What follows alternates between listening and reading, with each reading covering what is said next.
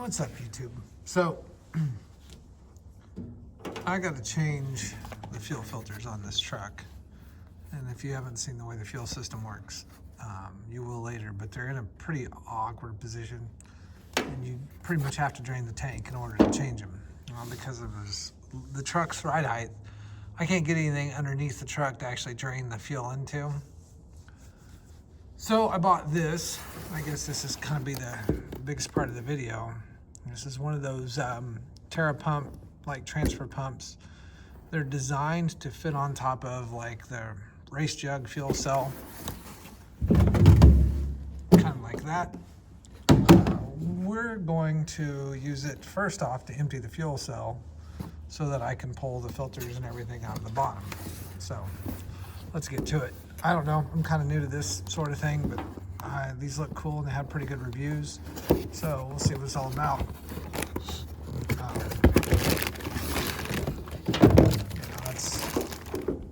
That's about the extent of it.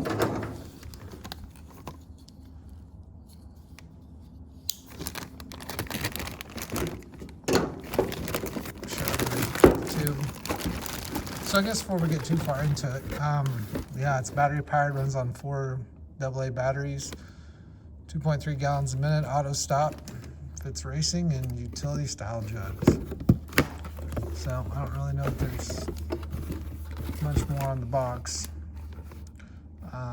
Battery type, the length of the hose, kind of fuel it's compatible with, and yeah. So there's the pump. End that goes into your jug cell tank, so it looks like a rotary vane style pump. The end that clips onto your whatever you're filling. So I imagine you could use this to fill a car based off the way the nozzle looks and everything like that. Looks like the adapter for your fuel cell. Instructions. Read. And then, so this is for like if you wanted to adapt it over to some other style. Hey, there you go. So if you hate your California compliant or whoever's gas cans that are out nowadays, looks like you can screw it onto one of your typical Walmart style gas cans, and then go ahead and use this pump there as well. I don't know. I'm guessing that's how that works. So it looks like it's mainly set up for one of these style jugs. I'm actually going to use this jug for diesel. Yes, I know it's not yellow. Sorry. There you go. So that would screw on there. This would go in here.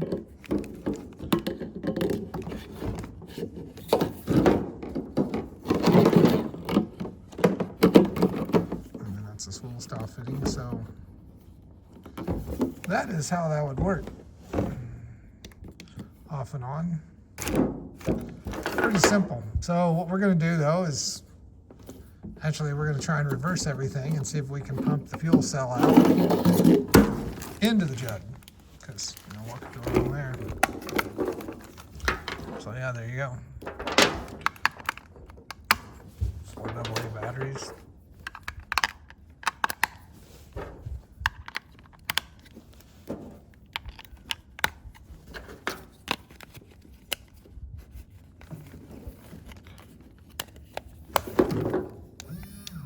Okay, well that's about the easiest sub-assembly required thing I've put together in a while. So let's get over here and see about pulling the fuel out of this cell. I don't know how much is in here. I hope less than 5 gallons, but we'll find out. All right, so let's see what's going on.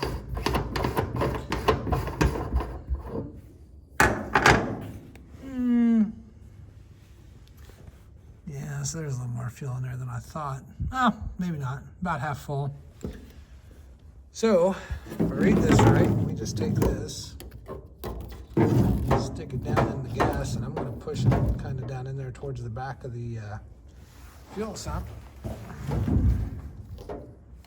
and turn it on. Oh, there you go.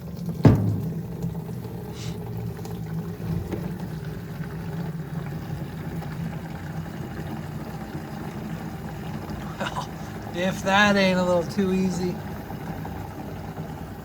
Yeah. That's just a touch too easy for me. Okay, so we'll give it a few minutes for something to go wrong, because that's typically how this works. So you can see, I don't see any marking on this jug. Oh, here we go.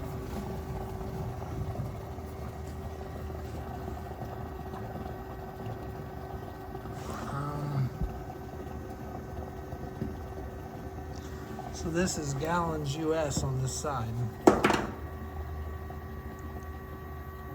So you can see how quickly this pulls that fuel out of that tank. So this is pretty quick. I'm thinking this is going to be pretty handy for putting diesel on the tractor instead of trying to pick those 6-gallon jugs up and dump it in at the top. I'll just use this pump to transfer it from one of these jugs over to the tractor. So we're getting down towards the bottom already.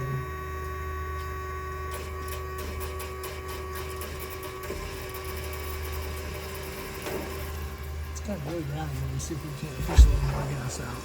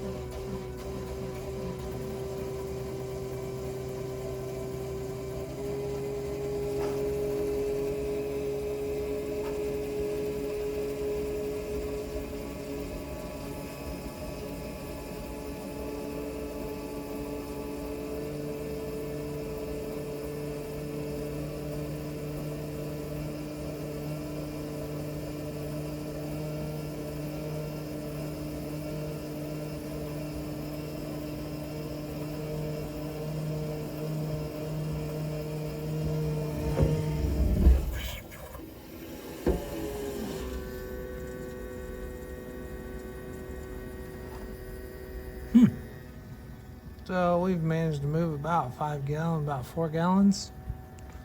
I don't know if you can see. And looking at my phone, this video's been running for about 3 minutes, so.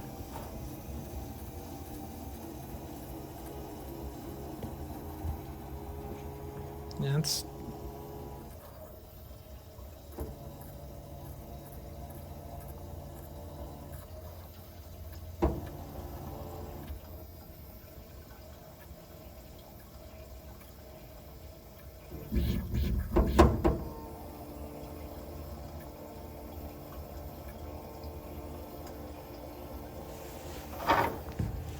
All right, well, that's pretty slick.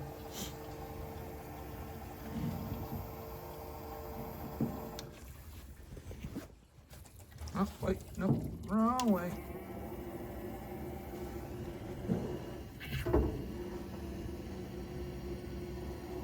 Nope, it lost its prime. So we're done. All right. So, oh, and so it pretty well cleans out the hose too. We got a little bit trapped there. So I'm gonna go ahead and dump the rest of this into this cell and we'll get back onto it. All right, welcome back. So I pumped out as much of the fuel cell as I could. So as you can see, we've got to get this stuff out. So there's a filter in here. So for anybody that doesn't know, my truck, I use Sniper EFI, like first generation Sniper system. And you know, they said you could deadhead or use it returnless or as a return style system. I actually opted for this. So this is a fuel pressure regulator and 10 micron fuel filter built into one unit. So what this does is this is your regulated output, this is your return. So this line runs right up to the side of the fuel cell to a return that allows me to just run a single line up to the front of the truck. I've not had any trouble with it. Some people have said that you really need to run like a pulse dampener, and as cool as that sounds, I haven't bought one, but I've not used that yet and not ran into any issues yet. I'm still running the stock Sniper pump that come with the fuel system kit or whatever. And then this is a Fuel Lab 10 micron filter. So this is your pre-filter before the pump, or your 100 micron pre-filter, not 10, through the pump, and then it's filtered at 10 microns here before it's sent up to the throttle body and the injectors. So I've got to get the filter out of this housing here and the filter out of this housing here. So what I'm going to do is end up pulling these components off of the system.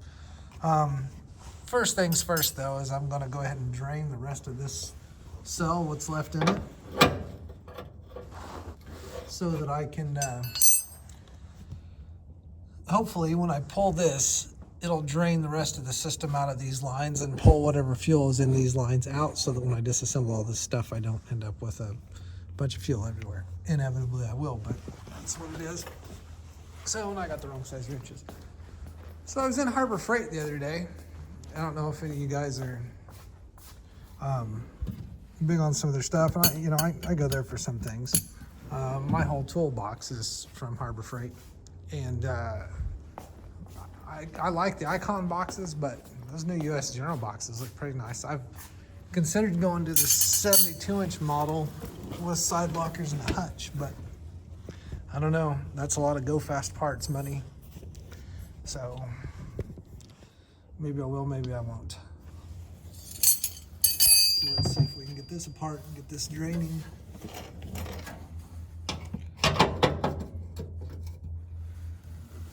This is where this camera is like having a second person in the way.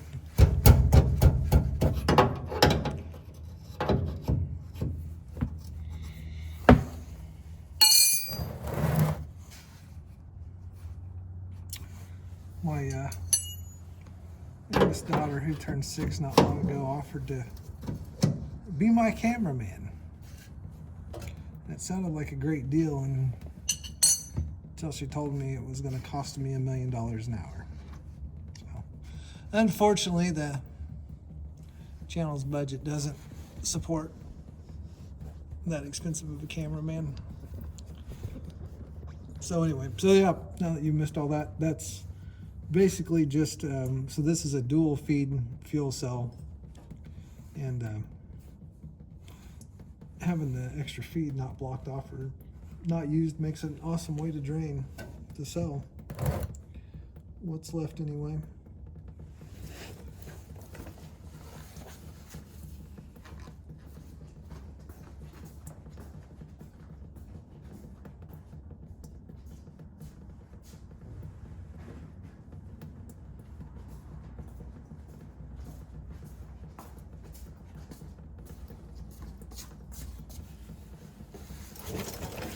Still not flip-flops weather either. I think it's like 48 today, but it's supposed to be 70 by Saturday and sunny. I'll take it.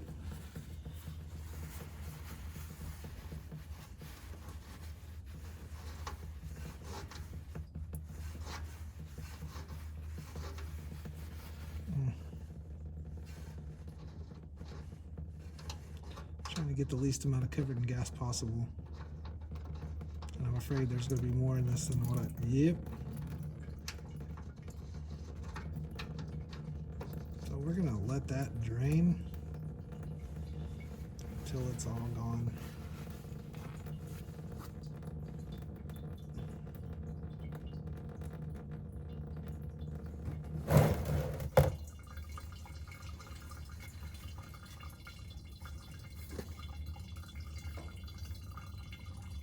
Time to bust out a cigarette lighter.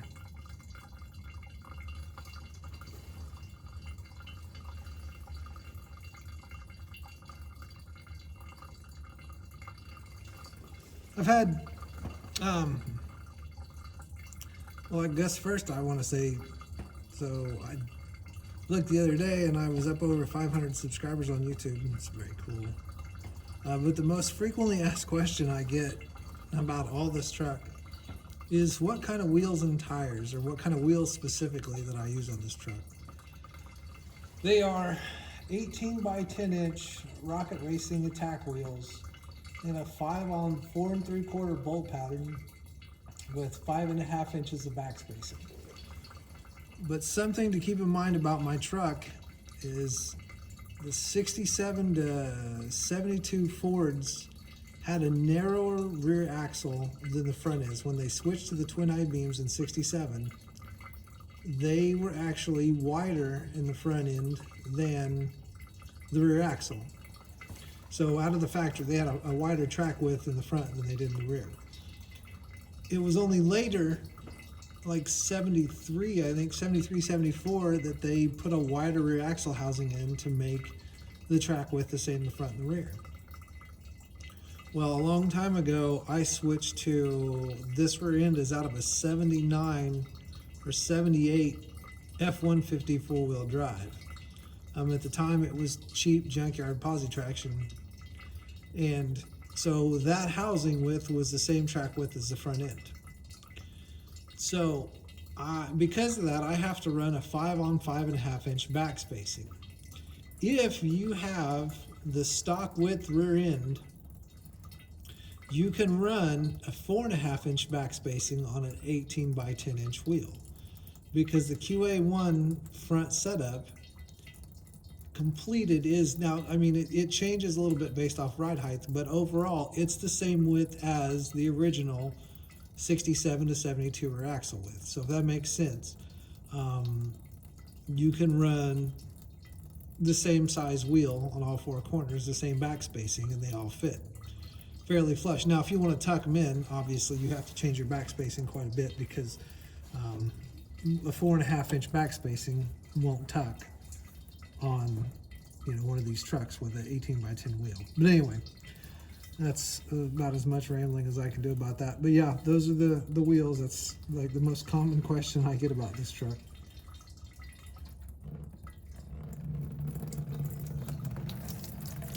Okay, there's still more gas in here than I thought. Or there's a lot coming back out of the line. Well, I guess we're done now.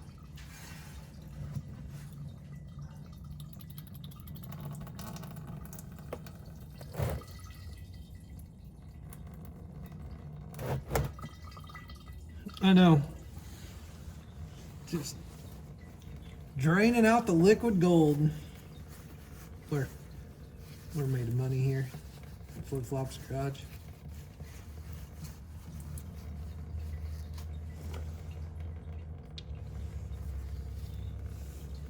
All right.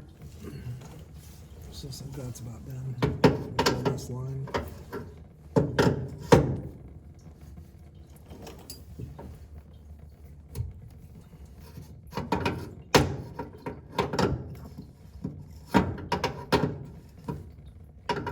As you can probably guess, this is not the most ideal setup for this fuel pump. Like, ideally that pump wants to be mounted much lower than what it is. But I've had this configuration or similar to this configuration for a lot of years and not had any issues out of it. So until it becomes a problem, it's going to stay this way. I've looked at changing the pump out to a different style pump. Also considered, you know, doing a couple different things with it. But like I said, at this point, I haven't had any issues out of it, and I'm not gonna worry about it until I start having problems.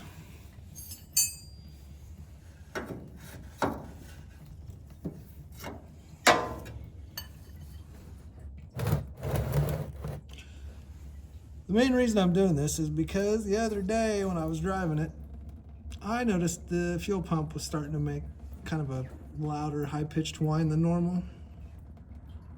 So I'm pretty sure that one of these two filters is dirty and it's putting an additional strain on that pump. I will say this pump has never gotten hot on me. I know some people have said, oh, you really need to run an inside the tank pump, keeps them cool, so on and so forth. I never had the pump get hot, never really worried about it. Oh, I love gas. Not as much as Mrs. Flip Flop's garage, though. It's nothing she loves more than when I come inside from the garage and smell like gasoline. Oh.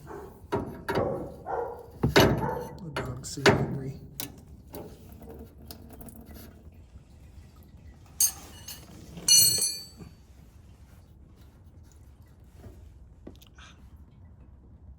Enough already, please.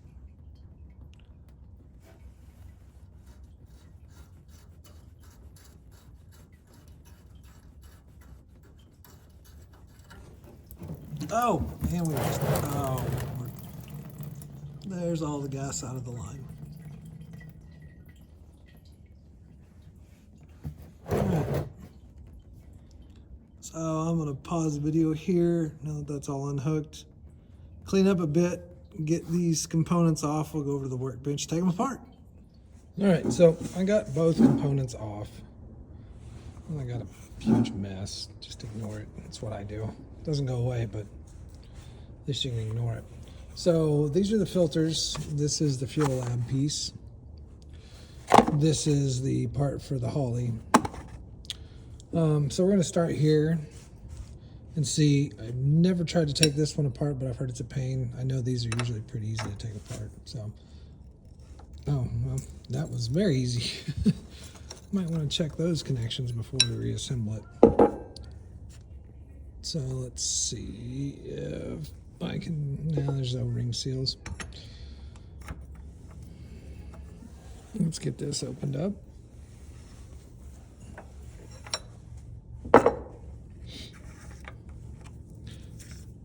Fuel Lab makes some pretty nice stuff from what I've seen. It's kind of expensive, but seems pretty nice. So there we go. So that is the old element. And it is paper.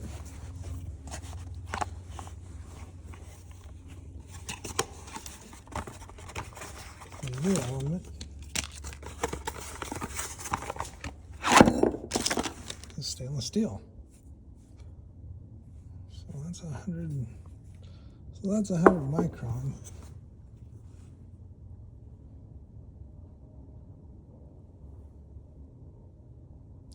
That is unknown. Interesting.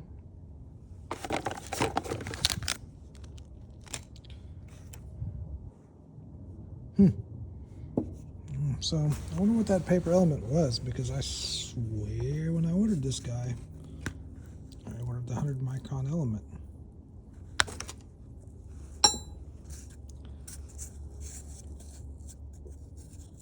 Fuel Lab. Oh, focus on the part number, camera. Sorry. I'm having trouble being a one-armed paper hanger. Yeah. So I'll look that part number up later. Figure out what size filter that was, because that's supposed to definitely be a 100 micron pre-filter. That O-ring looks a bit stretched out, so we're going to replace it.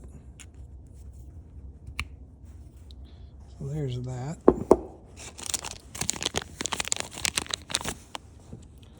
Nice thing about having stuff all over your workbench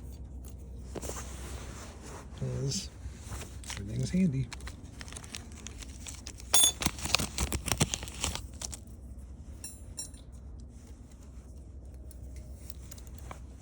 I'm gonna have to come up with a solution for holding the camera to make these videos better. But you can see how that goes on. Just like that. And then this. That housing is really pretty clean. Drop right back down in there.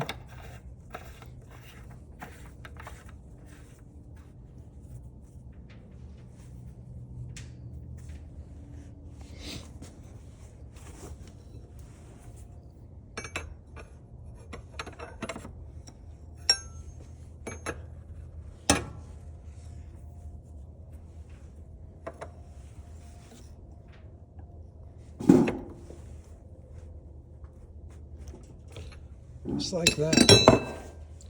So that piece is done. Just try not to drop it on the floor. Cool, we didn't scratch up the housing any.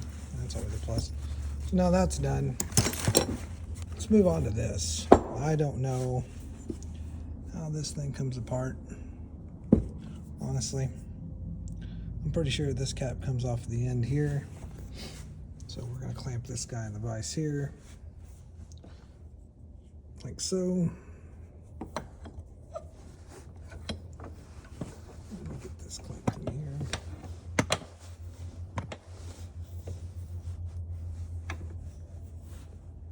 here. All right, so that's clamped in there, pretty good. Let's see if we can get this off. I don't have a wrench that fits it.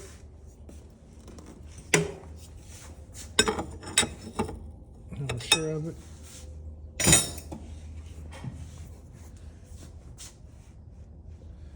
So let's go venture on. Aha.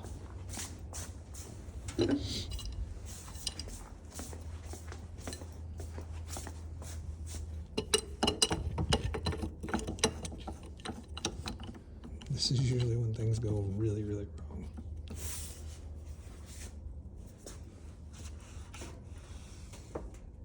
Ooh.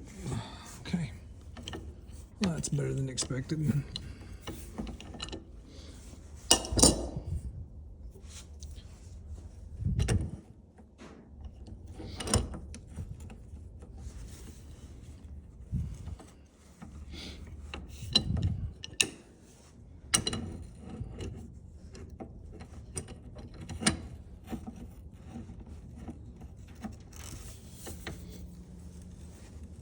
One-handed is the best way to do everything, no matter what anybody tells you.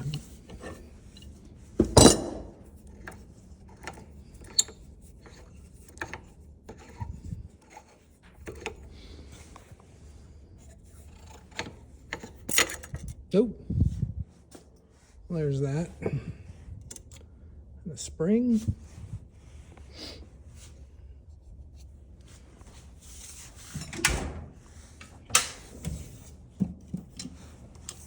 A little bit of pliers action.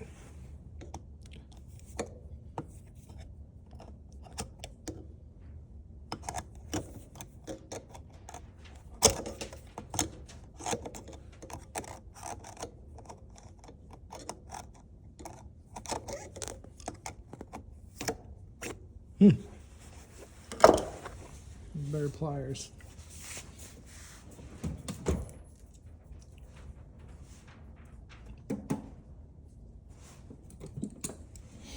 The trick is going to be finding pliers that are small enough to fit in there. Not those guys. All right. So here's an example of doing it the wrong way. Oh, yeah, that worked pretty well.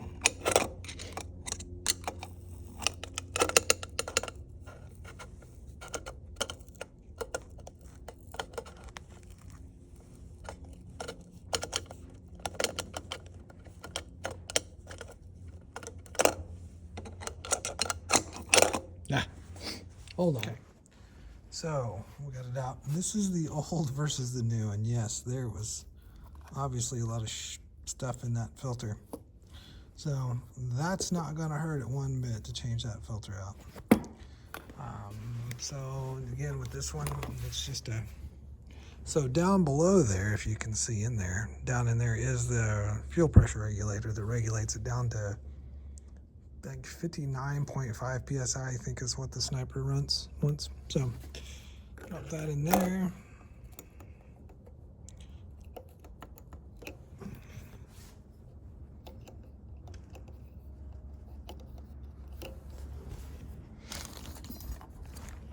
Spring goes on here. And then the cap gets the new O-ring.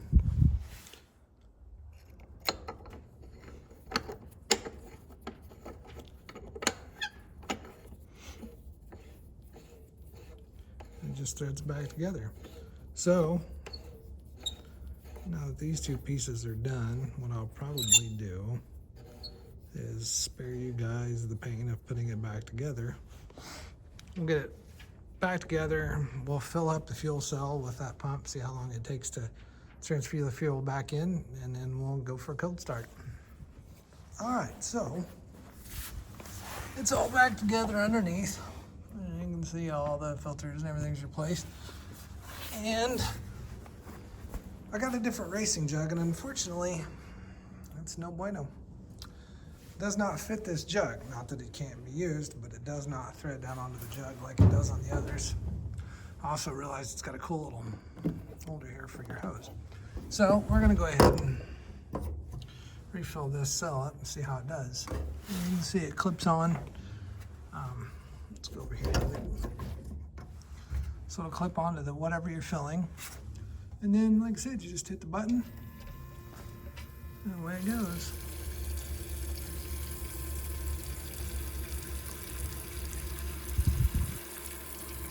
This is other gas. So I'm gonna put this in it and then cycle the key a few times and make sure there's no fuel leaks, and hopefully it starts. As you can see, that one filter was pretty dirty, and I haven't looked the part number up yet, but I may have accidentally put a 10 micron pre-filter on instead of a 100 micron filter, which would have made the pump work even harder. So pulling through a higher density filter and then pushing through a very dirty filter, probably not the best thing for the pump. So anyway, once this is full, I'll get you guys back to understand it. Now down below, we'll check for leaks and then give the cold start. It hasn't been started in about a week, and it's about 45 degrees, so we'll see how it does. All right, well, let's pressurize the system, check for leaks.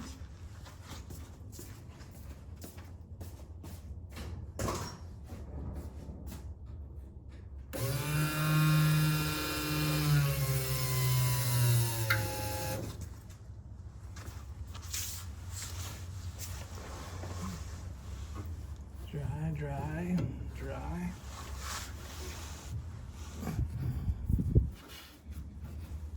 Good to go. All right, well, let's go for a cold start.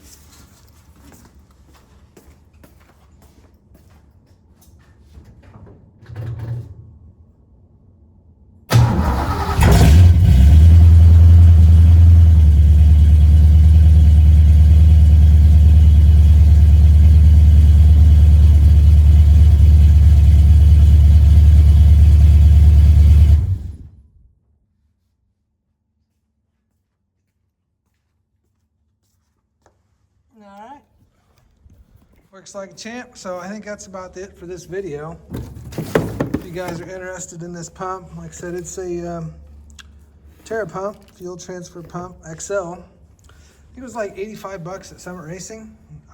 From what I've seen already, it's well worth the money. So anyway, if you guys got any questions about today's video, just post them in the comments. Otherwise, thanks for watching.